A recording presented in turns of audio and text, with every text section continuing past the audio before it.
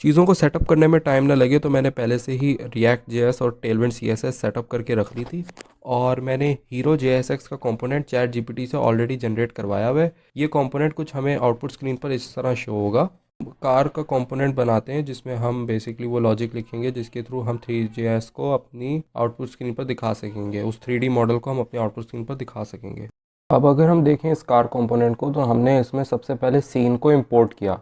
Scene जो है basically 3D model को कहते हैं। उसमें उसकी सारी कंपोनेंट्स आ रहे होते हैं उसके अपने के 3D लाइट्स, मैशेस एक्सेट्रा।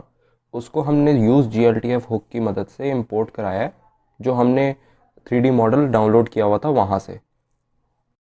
फिर हम प्रिमिटिव टैग के अंदर उसी सीन को यूज़ करेंगे। ये रिएक्ट 3 फाइबर को बताएगा कि इस 3D मॉडल को एज इज़ इंटीग्रेट कर दो। अच्छा, फिर हमारे पास ये बाहर जो सबसे outer most tag canvas tag है वो आता है। इसमें बेसिकली हमारी 3D एनिमेशंस और सारी जो चीज़ें हैं 3D एनिमेशन 3JS से रिलेटेड वो रेंडर होती हैं।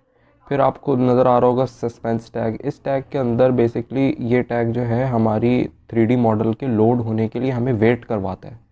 कभी कभार इस तरह होता है कि मॉडल लोड होने में टाइम लेता है और अगर वो लोड ना हो तो हम आगे बढ़ जाते हैं अगर सस्पेंस टैग ना लगाओ, तो ये उसके लिए होता है। फिर हमारे पास सेंटर और रिसाइज टैग हमारे मॉडल को सेंटर और रिसाइज करने के लिए यूज़ होते हैं। अब इन सारे टैग्स के अपने अपने आर्ग्यूमेंट्स हैं। अगर मैं अपने 3D मॉडल को बड़ा दिखाना चाहता हूँ तो मैं रिसाइज टैग के अंदर स्केल के आर्ग्यूमेंट को यूज़ करूँगा। अब इसी तरह मैं चाहता हूँ कि लोग मेरे 3D मॉडल को from top to bottom rotate ना करें, सिर्फ और सिर्फ from left to right rotate कर सकें।